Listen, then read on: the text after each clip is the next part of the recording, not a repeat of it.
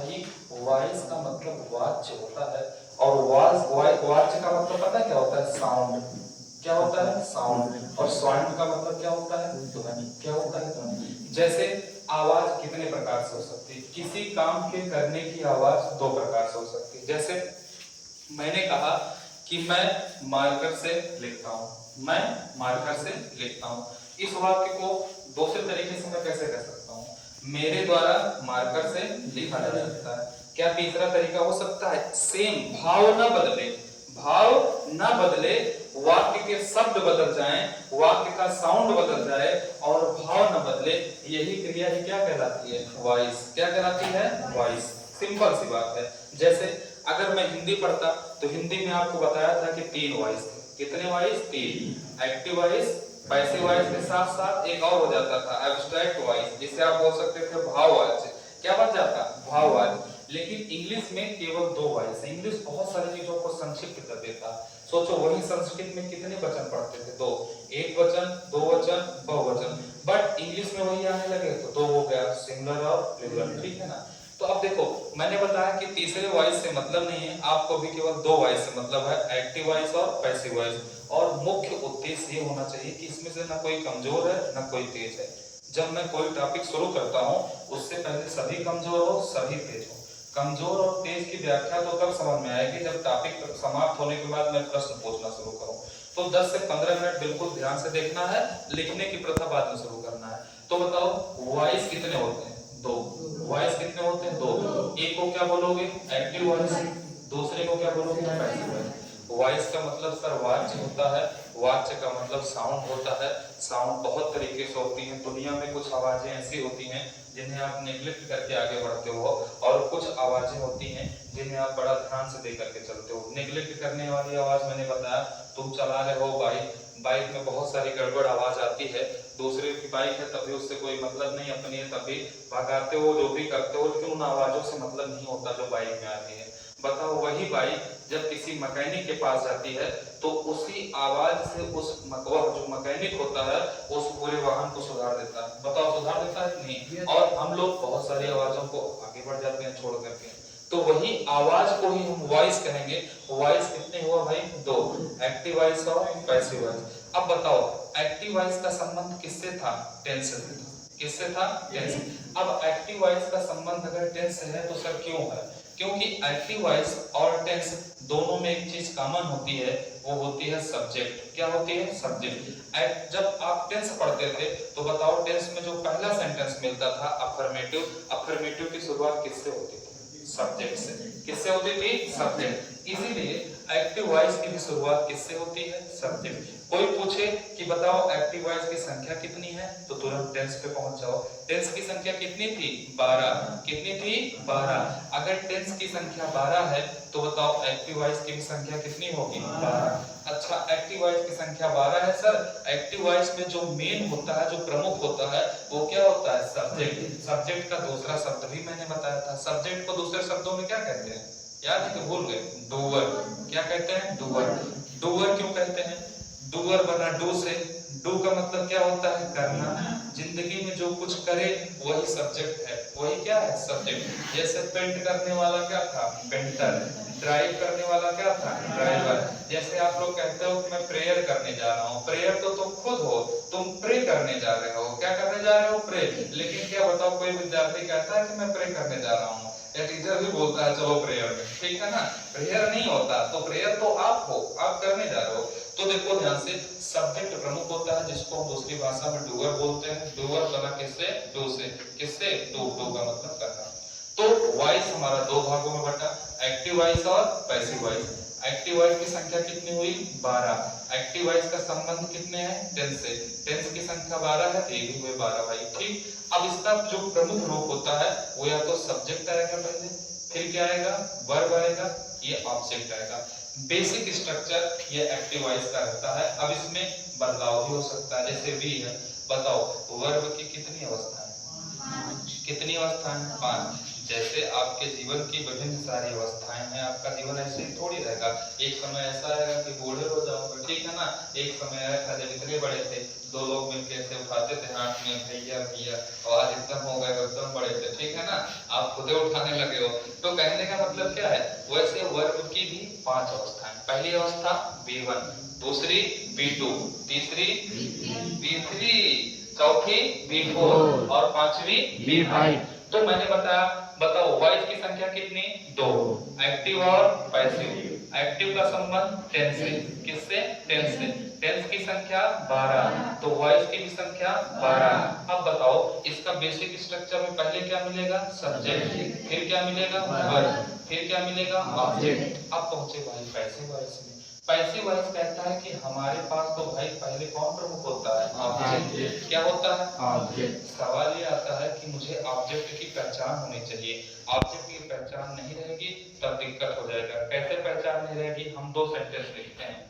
हमने लिखा ही rights a letter. क्या लिखा, ही राइट्स अ लेटर। फिर मैंने लिखा ही गोज टू मार्केट। अब बचपन में जब बच्चा पढ़ता है तो समझता है कि नहीं मार्केट ऑब्जेक्ट ही होता है, लेकिन सबसे समझने वाली बताओ, बताओ ये दोनों क्या है, सब्जेक्ट। क्या है, सब्जेक्ट। ये दोनों क्या है, वर्ब। अब सवाल आता है ये क्या है, ये क्या है।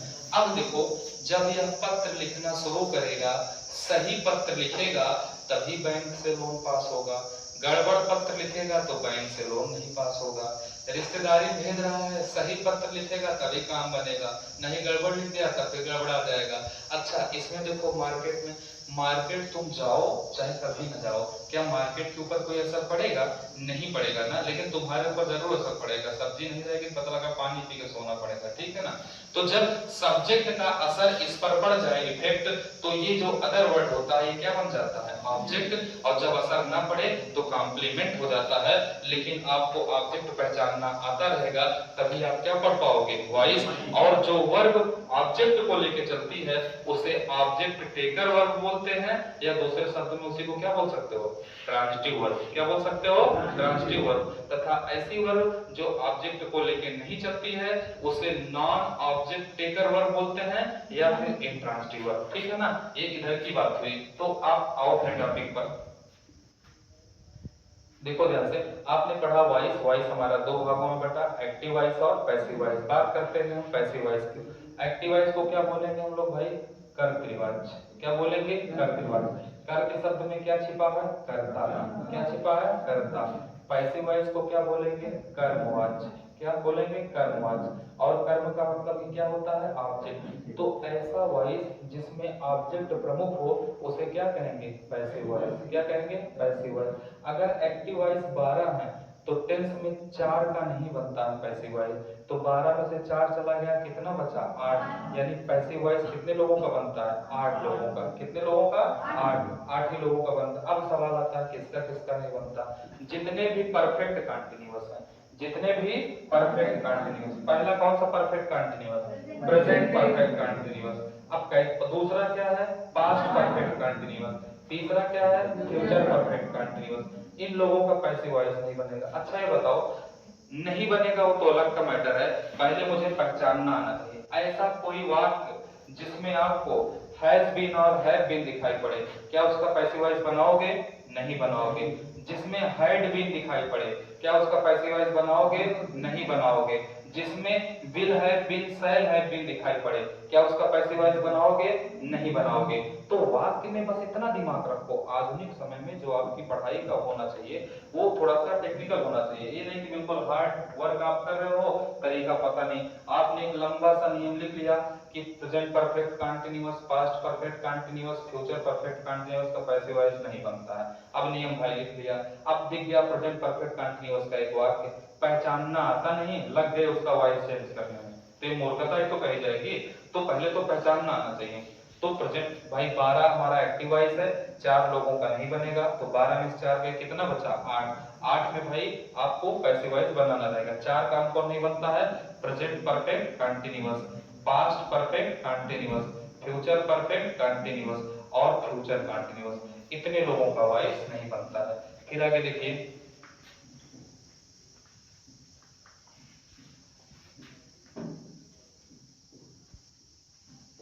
और मैंने आपको क्या रूल बताया था, एक्टिव वॉइस में आपको क्या मिलता है, सब्जेक्ट, फिर क्या मिलता है ऑब्जेक्ट, फिर क्या मिलता है वर्ब। ये आपका एक्टिव वॉइस है। अब आप क्या बना रहे हो इससे पैसिव वॉइस, क्या बना रहे हो पैसिव वॉइस। अब देखो ध्यान से, जब यहाँ पर वर्ब और ऑब्जेक्ट, ये आपका क्या है एक्टिव वॉइस, अब इससे क्या बना रहे हो पैसिव वॉइस। अब बताओ ऑब्जेक्ट को लेकर के यहाँ पर आए, ऑब्जेक्ट को लेकर के यहाँ पर आए तो क्या बन गया सब्जेक्ट। सब्जेक्ट के बाद कोई ना कोई क्या लिखोगे हेल्पिंग वर्ब, क्या लिखोगे हेल्पिंग वर्ब। अब बताओ ये जो वी है किसमें बदल जाएगा वी थर्ड में। फिर एक प्रीपोजिशन क्या लगाओगे बाई, फिर ये सब्जेक्ट क्या बन जाएगा ऑब्जेक्ट। इतना समझ में आया, इतना चीज समझ में आया कि नहीं। एक्टिव से पैसिव बनाने के जनरल रूल क्या है सर, एक्टिव वॉइस के ऑब्जेक्ट को पैसिव वॉइस का सब्जेक्ट बना देंगे। इसीलिए मैं पूछता हूँ कि बताओ एक्टिव से पैसिव बनाते समय सबसे पहली जरूरत किसकी होती है एक्टिव वॉइस के। आप यही मेन है, यही ना रहे तो कुछ नहीं कर पाओगे, ठीक है ना। तो इसके सब्जेक्ट को बनाया हेल्पिंग वर्ब वेटेड बाय प्लस ऑब्जेक्ट। कितना चीज दिमाग में हो गया। अब जो रूल बताने जा रहा हूं इस रूल को दिमाग में रखोगे तो किसी भी टेंस का पैसिव वॉइस बनाते समय आपको प्रॉब्लम बिल्कुल नहीं होगी, ठीक है ना। ये बताओ एक्टिव वॉइस में पहला टेंस कौन सा मिलेगा जिसका पैसिव वॉइस बनाओगे। पहला मिलेगा प्रेजेंट इंडेफिनिट, क्या मिलेगा प्रेजेंट इंडेफिनिट। दूसरा क्या मिलेगा प्रेजेंट कंटीन्यूअस, तीसरा क्या मिलेगा प्रेजेंट परफेक्ट। फिर आगे चलो पास्ट में भाई क्या मिलेगा पास्ट इंडेफिनिट, फिर क्या मिलेगा पास्ट कंटीन्यूअस, फिर क्या मिलेगा पास्ट परफेक्ट। फ्यूचर में क्या मिलेगा भाई फ्यूचर इंडेफिनिट। कंटीन्यूअस का बनाओगे नहीं बनाओगे। फिर क्या मिलेगा फ्यूचर परफेक्ट। बताओ 3 3 6 6 2 8, इन्हीं 8 का तो वॉइस बनाओगे। अब दिमाग रखो लगाओ थोड़ा सा। बताओ प्रेजेंट इंडेफिनिट वाले वाक्य की पहचान तुम कैसे करोगे सर। इसमें या तो V1 आएगा या V5। अगर ये दोनों के साथ साथ एक चीज और मिल सकती है क्या डू या डज। अगर मैं इंग्लिश का कोई भी वाक्य पढ़ता हूं तो उसमें मुझे यदि V1 मिलता है या फिर V5 मिलता है या डू मिलता है या डज तो मैं क्या समझूंगा वो किसका वाक्य है प्रेजेंट इंडेफिनिट। दुनिया का कोई भी प्रेजेंट इंडेफिनिट का वाक्य दिखे उसका पैसिव वॉइस जब आप बनाइएगा तो हेल्पिंग वर्ब क्या लीजिएगा इज एंड आर, और क्रिया तो आप जानते हो कौन सी रहेगी विल हेड, क्या रहेगी विल हेड। एग्जांपल के लिए जैसे देखो ध्यान से, मैंने एक वाक्य लिखा, मैंने क्या लिखा ही राइट्स अ लेटर, मैंने क्या लिखा ही राइट्स अ लेटर। बताओ ये कौन सा टेंस है प्रेजेंट इंडेफिनिट, क्या है प्रेजेंट इंडेफिनिट। प्रेजेंट इंडेफिनिट वाले में हेल्पिंग वर्ब मैंने क्या बताया इज एंड आर, क्या बताया इज एंड आर।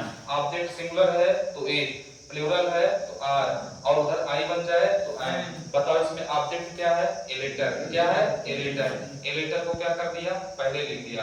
अब बताओ मैंने बताया प्रेजेंट इंडेफिनिट की हेल्पिंग वर्ब पैसिव वॉइस बनाते समय इज एंड आर लोगे तो बताओ ए लेटर के साथ क्या लिखोगे इज, क्या लिखोगे इज। अब बताओ क्रिया की तीसरी अवस्था राइट किसमें बदल जाएगा रिटन में, किसमें रिटन में। A letter is written, preposition क्या लिखोगे बाय, और ही किसमें बदल जाएगा हिम में, किसमें हिम में। तो इधर का बन गया, यानी दिमाग में इतनी बात बैठ गई कि प्रेजेंट इंडेफिनिट का कोई भी वाक्य मैं बनाऊंगा पैसिव वॉइस तो हेल्पिंग वर्ब क्या लेना है is and are be third. अब आ जाओ प्रेजेंट कंटीन्यूअस। प्रेजेंट कंटीन्यूअस के वाक्य की पहचान कैसे करोगे बताओ। इसमें आपको कौन सी हेल्पिंग वर्ब दिखेगी इज एम आर, क्या दिखेगा इज एम आर दिखेगा कि नहीं। कोई भी प्रेजेंट कंटीन्यूअस का वाक्य हो आपको क्या दिखेगा इज दिखेगा, एम दिखेगा, आर दिखेगा। तो जब इज एंड आर दिखेगा तो आप समझ लो इसकी helping verb is and are आप भी लगा दीजिएगा। लेकिन एक चीज और जोड़ दीजिएगा, वो चीज क्या है बीइंग, क्या है बीइंग, और क्रिया की तीसरी अवस्था रहेगी रहेगी, ठीक है ना, वो कॉमन है। बताओ दुनिया का कोई भी प्रेजेंट कंटीन्यूअस का वाक्य हो हेल्पिंग वर्ब क्या लेना है इज एंड आर, उसके साथ क्या लगाना है बीइंग, क्या लगाना है बीइंग। आ जाओ उदाहरण के तौर पे, इसको मैं थोड़ा चेंज करता हूं। मैंने लिखा ही इज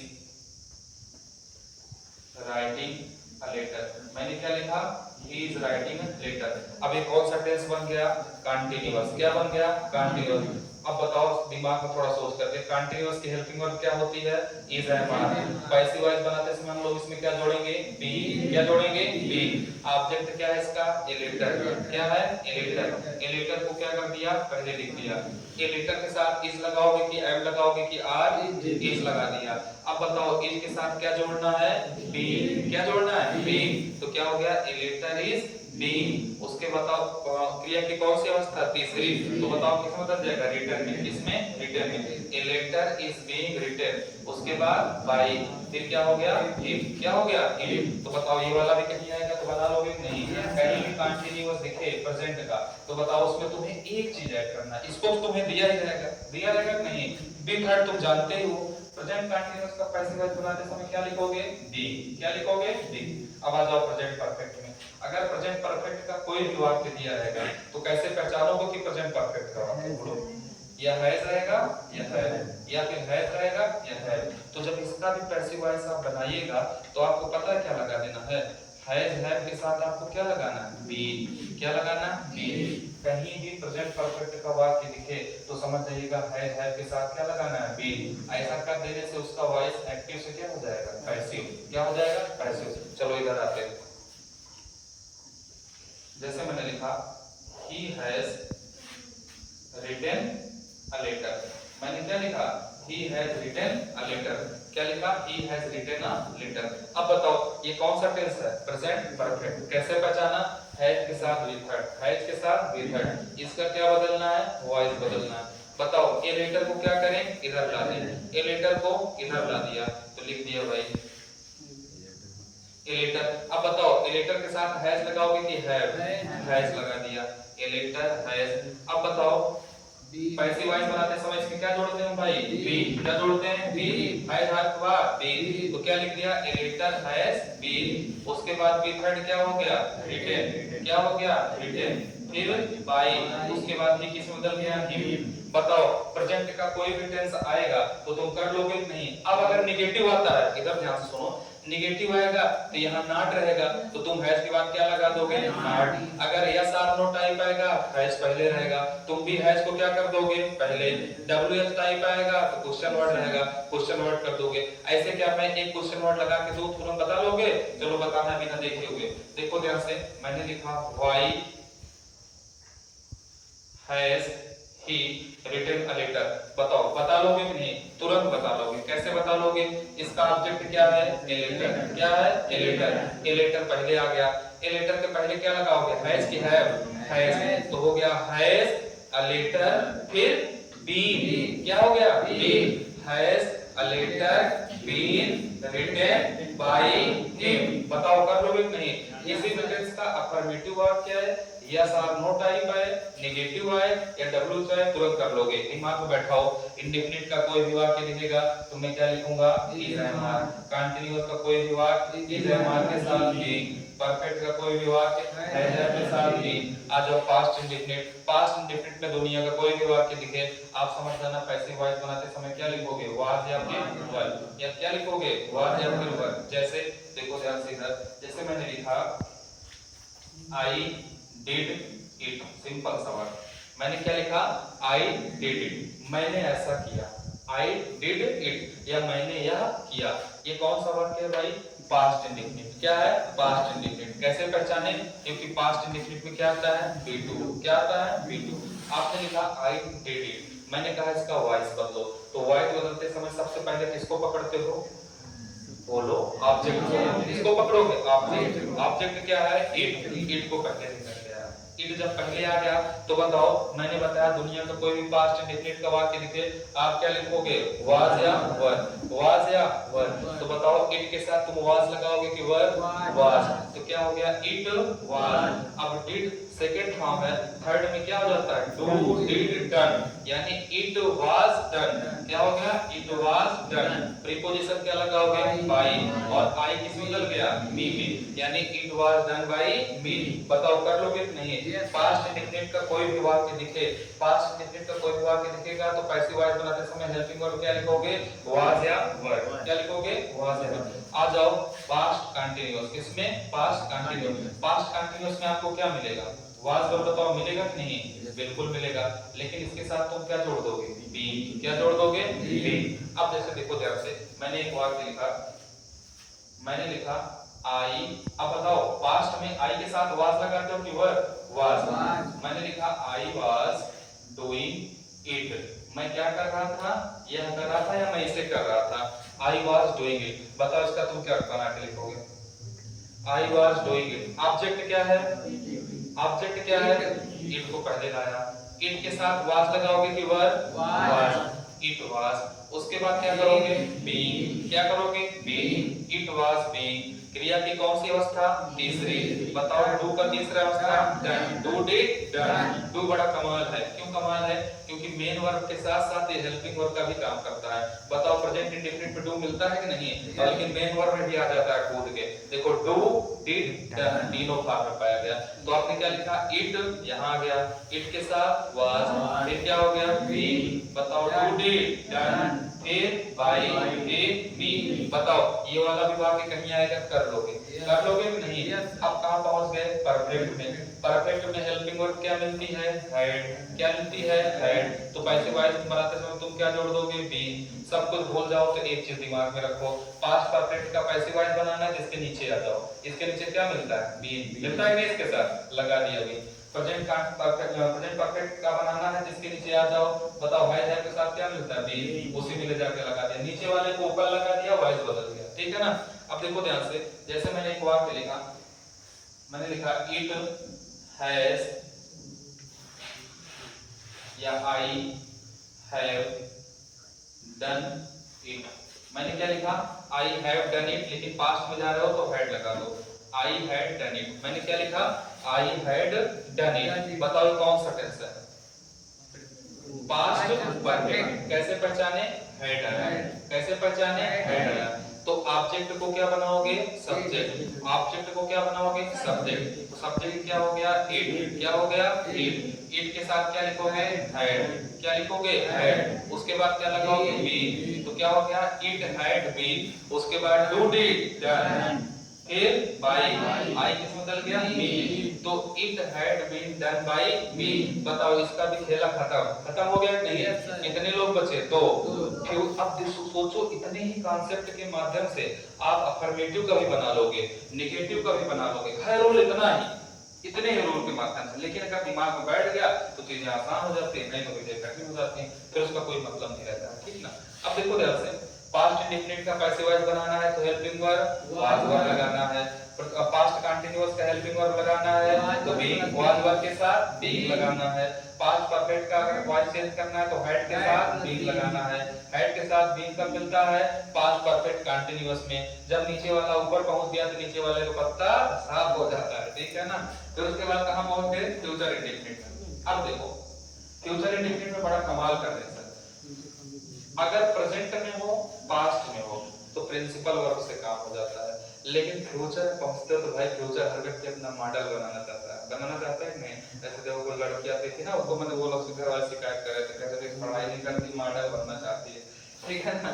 तो देखो ध्यान से, क्या होगा, फ्यूचर इंडेफिनिट। क्या है, फ्यूचर इंडेफिनिट। देखो आप ये भी जानते हो, कोई पूछे कि इज, एम, आर और विल सेल में क्या अंतर है, सिंपल सा प्रश्न, इज, एम, आर और विल सेल में क्या अंतर है।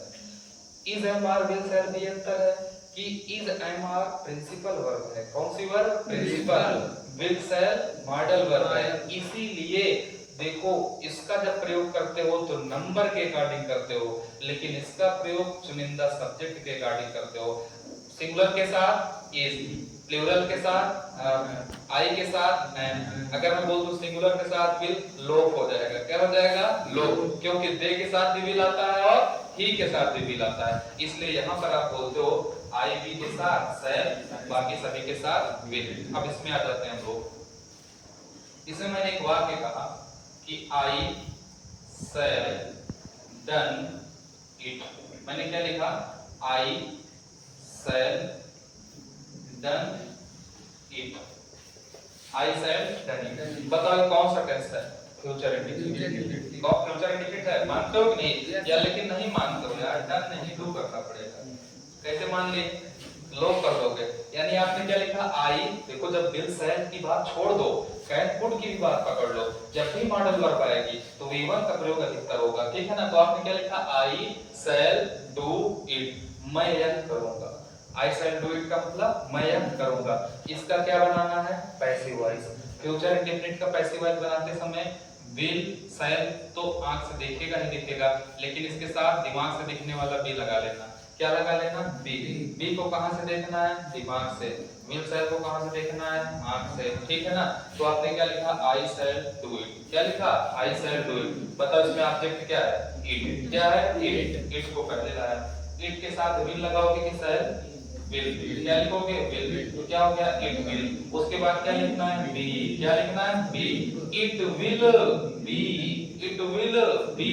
और डू का third form do did, done, done नहीं डन, क्या हो गया, done, it will be done, क्या हो गया, इट विल बी डन। उसके बाद क्या लिखोगे, बाई, क्या लिखोगे, बाई, और आई किस में बदल गया, बी में। तो बताओ फ्यूचर इंडेफिनिट का भी काम क्या हो गया, खत्म। अब बताओ इट को पहले लाया, इसके साथ लगाओगे विल, फिर लगाया बी, फिर done by me, it will be done by me. अच्छा बताओ ये नेगेटिव में जाकर क्या हो जाता, I shall not do it, तो तुम क्या बनाते पता है, it will not be done by me, negative बना देते।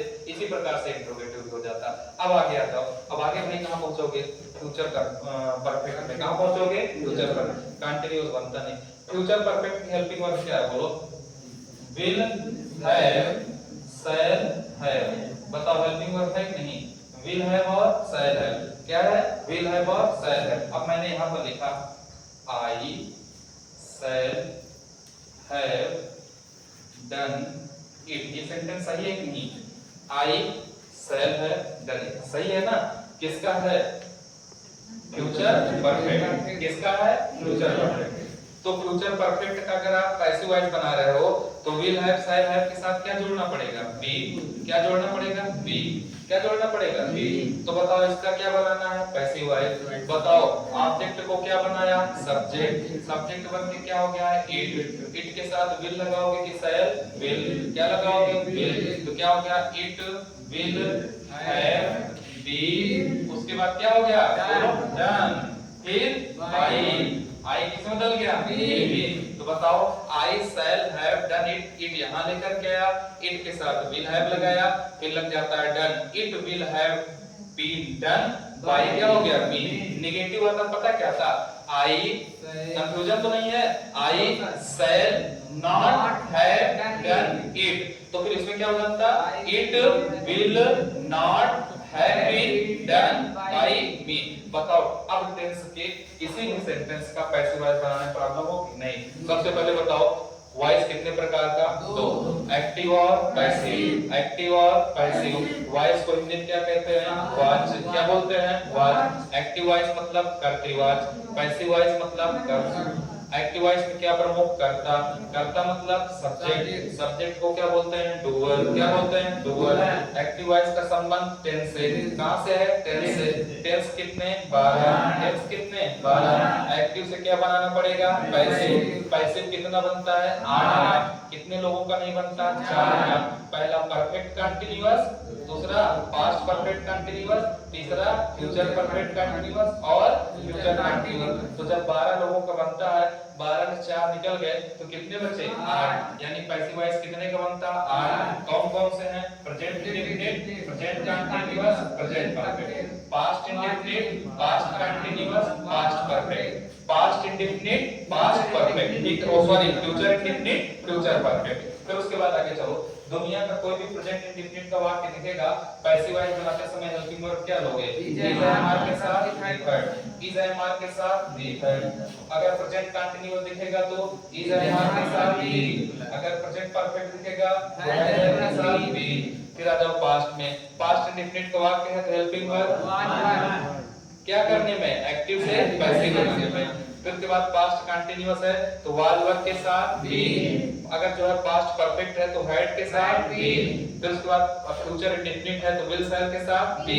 फिर उसके बाद विल हैव शैल हैव के साथ बी। बताओ पूरा रूल कितने में लिखा है, लिखा है कि नहीं। अगर इतना रूल आपके दिमाग में क्लियर रहेगा तो समस्या नहीं रहेगी, सब कुछ बेस्ट रहेगा। वॉइस का संबंध बहुत जबरदस्त आता है। देखो शुरुआत कहां से होती है, टेंस आएगा तो वॉइस आएगा, वॉइस आएगा तो नरेशन आएगा। एक कड़ी अगर छूट गई तो सोचो तुम मंजिल पे पहुंच जाओगे। तो तुमने केवल टेंस को नहीं छोड़ा, टेंस के साथ साथ वॉइस को छोड़ा, वॉइस के साथ साथ आपने किसको छोड़ा, नरेशन को। टेंस से ही जुड़ता हुआ ट्रांसलेशन आता है उसको छोड़ो, सब कुछ छोड़ते हुए चले जाओगे। इसलिए एक चीज को पकड़ने से सब जुड़ जाता है, सब चीज को पकड़ने से एकदम बेस्ट हो जाओगे, इसलिए सब चीज को पकड़ने का कार्य करो, ठीक है ना, चीजें सही रहेंगी। बताओ वॉइस में कोई प्रॉब्लम तो नहीं है, बस ठीक है ना, इतना चीज अगर आपको तैयार रहेगा तो समस्या नहीं होगी। अब कल कहाँ तक पहुंचे थे, क्लोज करो।